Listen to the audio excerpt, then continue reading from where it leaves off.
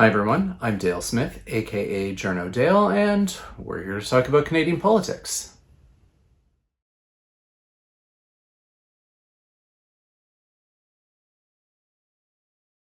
All right, we are here with U of A energy economist Andrew Leach. In the last week or so, there's been a lot of talk, even from some premiers, that the federal government should just approve all these pipeline projects as though they're just sitting on a shelf waiting for a signature and are not actually non-existent anymore. So Andrew Leach has been tweeting up a storm about this and has provided a whole bunch of receipts. And so I figured we'd have a quick chat about this. Andrew. Sure. Thanks for having me. I guess first one to start with is Energy East. Tim Houston seems to think it's still just waiting for a signature. Let's talk about that particular ghost. Yeah, I mean, Energy East is probably the one that was furthest from that state of just requiring a signature. It never made it through an environmental review process. It never made it through the National Energy Board process. You'll remember that it was canceled by TC Energy, which is now, has sold off its oil shipping assets to another entity, or they split off their oil shipping assets to another entity called Southbow. So the company that was proposing it would probably not be interested in that project. Its subsidiary or its its split partner or whatever the right term for it is, has said they're not, they're happy with the assets they have. So, it's really not clear that that project is near to reality. I mean, you can accelerate it, but it's not certainly a matter of just a signature by any stretch. And that's one of the things that I've noticed you have to keep reminding people of is that they canceled the project themselves because they made the bet on Keystone XL. Yeah, and so I mean the line that's out there is that they canceled it because the National Energy Board changed the rules, and which the National Energy Board did ask them for additional information, in particular to assess the emissions associated with the upstream, with the production that comes from the added pipeline. So traditionally what you've had is applications where pipeline companies will talk about all the jobs and all the royalties and all the taxes and all of that stuff. And that's all because of us. Mm-hmm. But for us, it wouldn't happen. But when you want to talk about the environmental effects, is, oh, no, the oil is going to get to market no matter what. And the pipeline isn't really doing that. And so what the National Energy Board did, which was actually catching up with the US, was to say, no, you have to do an assessment of the induced greenhouse gas emissions associated with this project. But what also happened at the same basic time period was the Keystone XL came back to life. And if you go back and look, you talk about the receipts. Energy East had great shipper support. They had like 950,000 barrels of subscription service locked up on that pipeline. Those are long-term commitments that shippers have made to say, I will take that quantity of shipment or I'll pay for it even if I'm not using it. So these are big liabilities on the balance sheets, etc. Part of the reason that they were willing to do that, and part of the reason that TransCanada could fill that pipeline, was because Keystone XL had disappeared.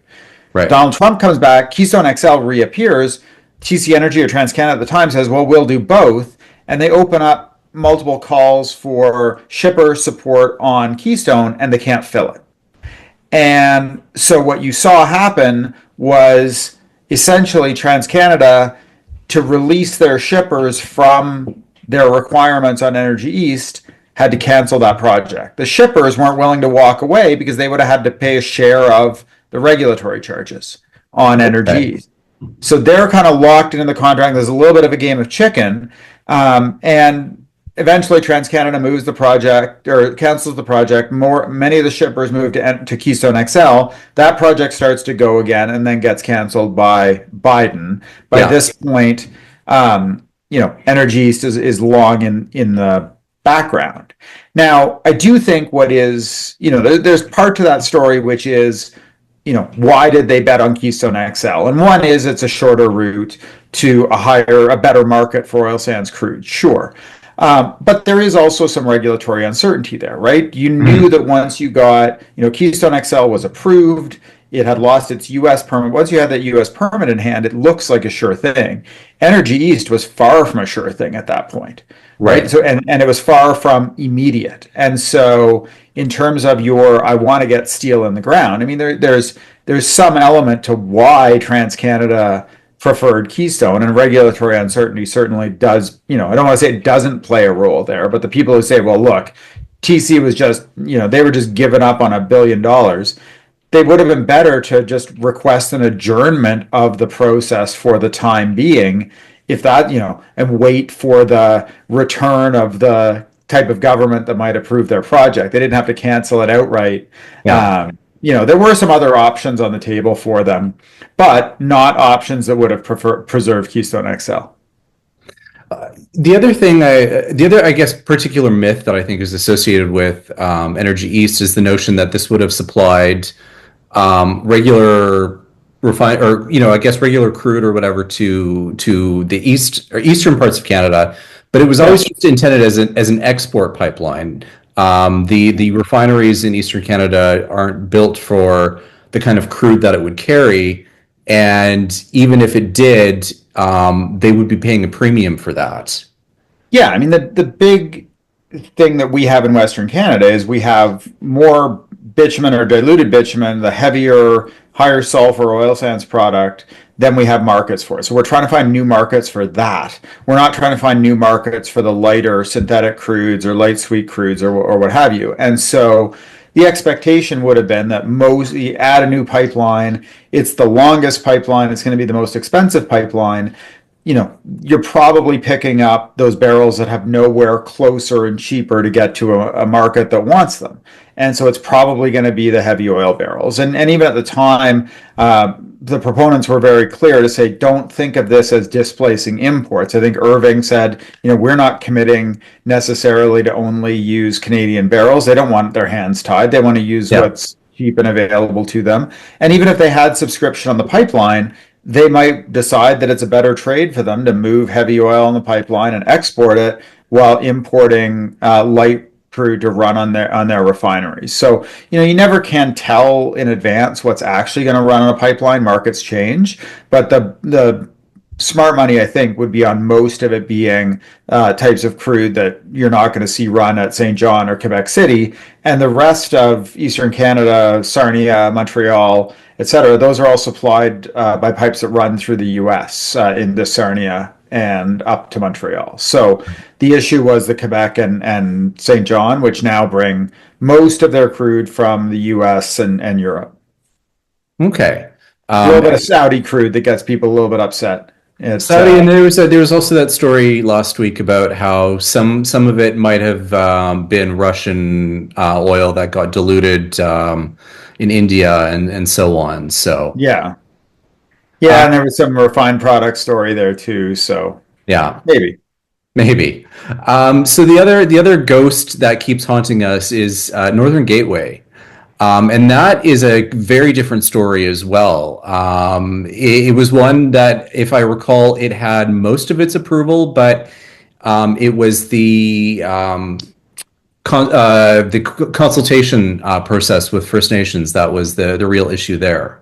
Yeah, and specifically the consultation done at the final stages by the Governor Council or by the Prime Minister Harper's cabinet. So it got a recommendation with substantial conditions from the National Energy Board or from the Joint Review Panel of the National Energy Board and the Canadian Environmental Assessment Agency. And it got to the point then with a six-month time limit, the Harper government had to decide whether or not to approve it. And I think most people, if you think of the myth around conservatives and pipelines, they would have expected that Prime Minister Harper would have signed that on day one, and we would have this giant party with a inflatable pipeline that we could all dance behind or something. But what actually happened was they took almost every single day of that 6 months. But in that intervening period, they didn't do the work out in the First Nations, the affected First Nations in BC, to say, now we have this report in hand, let's talk about how the recommendations are going to be implemented and the degree to which that can accommodate the rights infringement that's going to happen as a result of this pipeline. So it was approved by the Harper government. There's some funny stories associated with that. Then it goes to the Federal Court of Appeal. on a duty to consult question. The Federal Court of Appeal rules that in that case, the permit that was issued subsequent to the Harper government approval was not valid because the governor and council in particular had not satisfied the duty to consult. And then at that point, it falls back. By then, it's Prime Minister Trudeau. Prime Minister Trudeau comes to have the option to approve it or not. And when he approves Trans Mountain early on, he says we're not doing Gateway. Right. Right. And if I understand it as well, it was the process that the Conservatives created for themselves that they didn't even follow through on. Essentially, yes.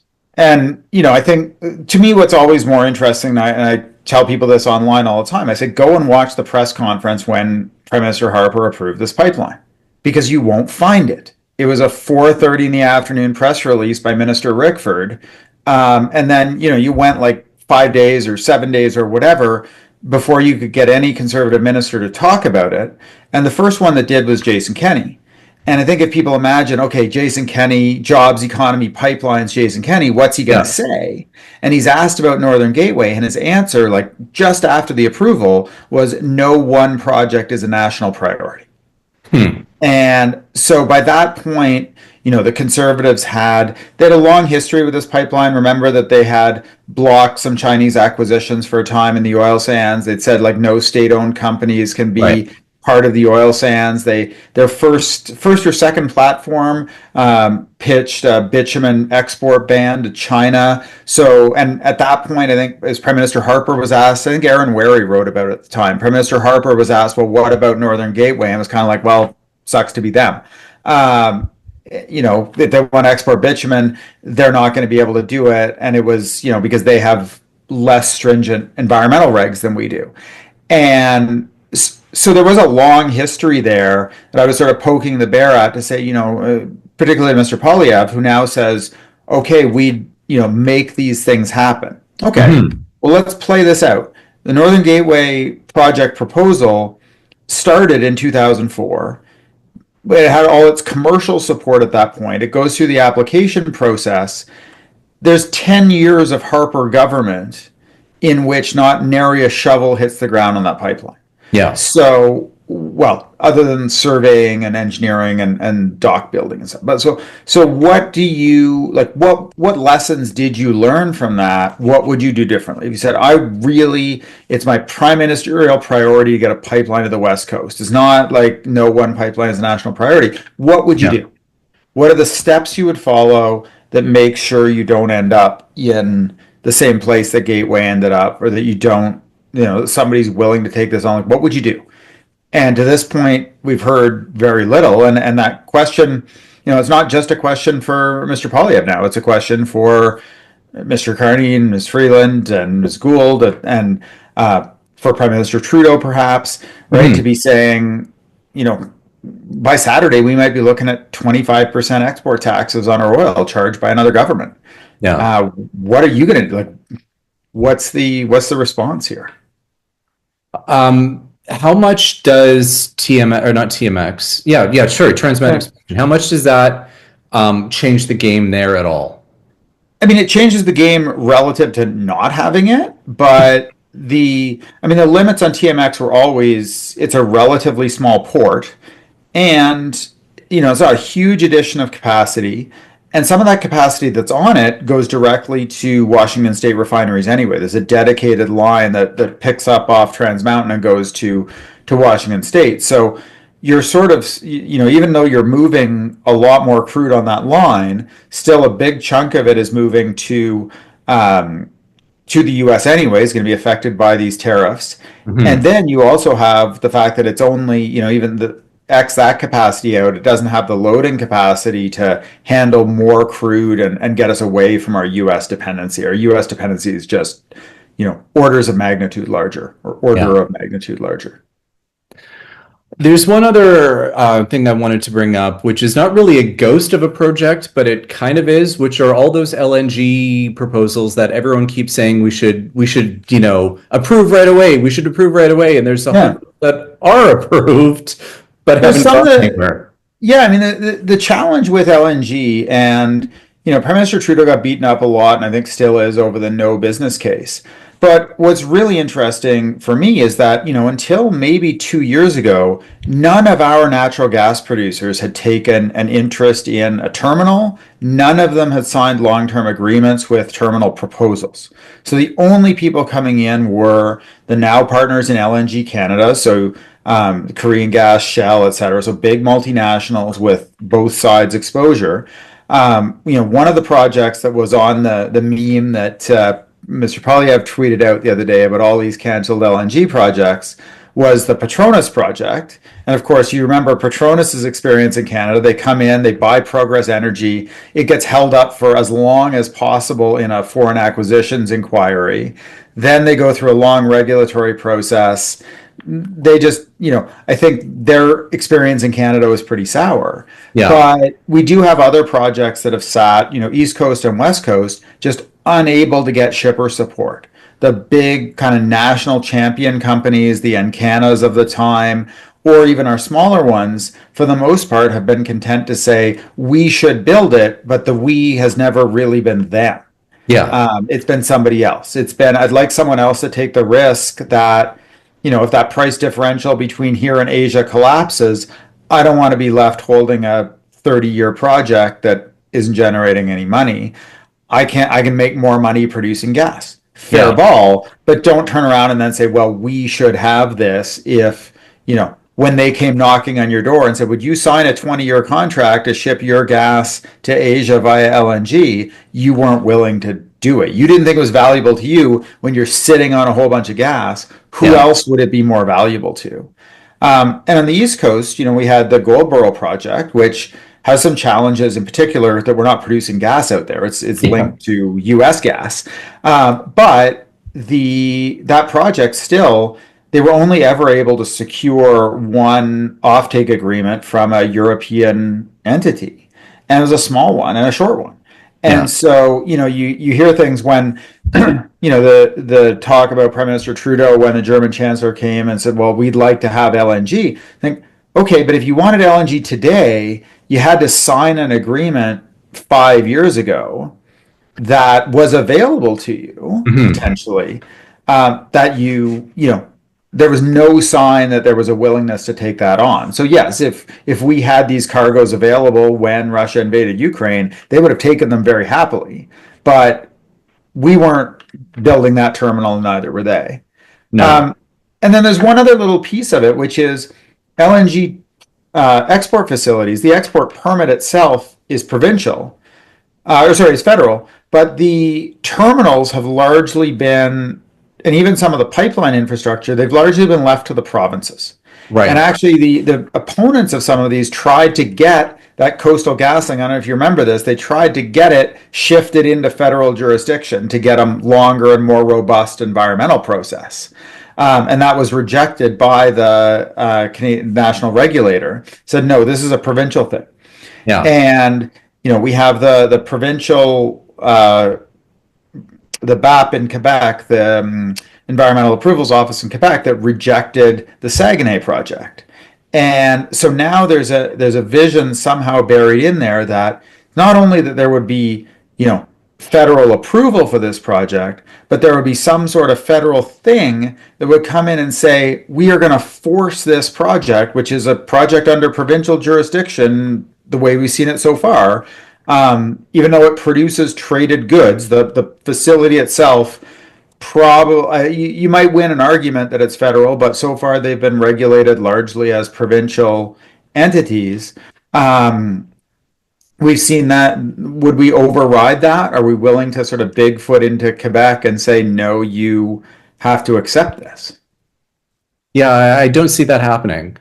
Well, and I think that's, I snidely said I'm really looking forward to the Tout le monde en parle interview where Pierre Poilievre talks about how, comes out in French and talks about how we're going to run a pipeline through Quebec and how we're going to build these LNG terminals in the Saguenay and how, okay, let's hear how it's going to happen, because that's not going to be a particularly popular thing in Quebec, nor is it going to be a popular thing with, conservatives in Quebec, I don't think either, who maybe wouldn't like the idea of a federal government telling the Quebec government what to do on environmental project approvals. Yeah, conservatives like to try and outblock the bloc whenever they can in Quebec, and somehow I Yeah. think that might not work for them in this case. Yeah, and so I think there's a lot of coulda, shoulda, woulda on LNG. Start with the commodity markets and look at where commodity markets went after a lot of those projects were proposed. The high differentials disappeared along with high oil prices in 2015. It's come back to a degree, but it's a really risky bet. Yeah, So, it's easy to sit on the sidelines and say, oh, well, sure, there's a business case. But then ask yourself, would you invest your retirement savings in a bet on the difference between Station 2 gas in BC and Asian LNG prices? Would you make that bet for the next 30 years? And then bear in mind, you've also got to build a liquefaction terminal, and you've got to build a pipeline, and you got to operate the liquefaction terminal, and you got to operate the pipeline. You still got to make a profit on it. So that difference has to be quite large for you to make money. yeah, That's a pretty risky bet, right? That's not we People tend to present them as though they're like these big utility kind of safe projects, but they're not. They're actually more risky in some ways than an oil extraction project, because at least the oil extraction, you're betting on the price. An yeah. LNG project, you're betting on the difference between two prices. And so Okay. it's fundamentally a different bet, and in some ways a riskier bet, unless you get the producers to say, I'd like to underwrite that terminal for you. I'd like to, pay you a subscription over time to operate it, or take some of that risk off your books. Yeah. All right. Very interesting and some really helpful context that we are not really getting in any of the discussions that are happening right now. So thank you so much for taking the time to do this. Thanks. It's really interesting. I think we might be back to conversations we probably haven't really had since the 50s of, we need, if we wanted a pipeline for true energy security or sovereignty perspectives, what would we do? Yeah, or And at least back to NEP. yeah, I mean, but the NEP never, we built line 9, but it's the, smaller scale and actually after the fact for the Yeah, most part. But yeah, in that era, but back almost to the Saint Laurent, the pipeline wars in Parliament, and enabling essentially with one piece of legislation, like, this pipeline is deemed approved, and we're putting in the financing and the Crown Corp to make it happen. We could well be there in a couple of weeks, where people are saying, if you have an escalating trade war with the U.S., things could get pretty rough pretty quickly. true enough. Yeah. All right. Thanks All again. right. See us again soon. Yeah, we'll talk soon. Thank you. All right. And that's everything for this week. Join us again next week for some more Canadian politics. I'm Dale Smith. It's at journo_Dale on Twitter and journodale_no_ on Bluesky. And don't forget to like the video, share, subscribe, and support us on Patreon. Thanks, everyone.